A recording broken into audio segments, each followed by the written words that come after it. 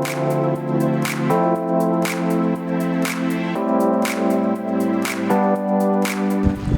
myself Prasanna. I am from Hyderabad, Telangana. One of my friend referred this academy.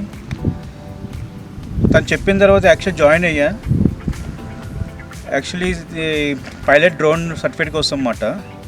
First day వచ్చి మనకి actually ఏంటంటే rules and regulations, how drone permit కానీ licence కానీ ఎలా తీసుకోవాలని everything ఉంటుంది.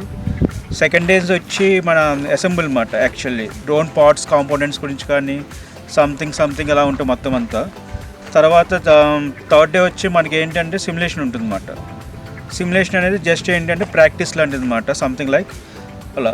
Fourth day వచ్చి మనకి ఏంటంటే రియల్ టైంలో వచ్చి యాక్చువల్లీ ఏంటంటే విత్ ట్రైనర్తో కలిపి మనకి ప్రాక్టీస్ ఉంటుంది అన్నమాట, రియల్ టైం డ్రోన్తో అన్నమాట.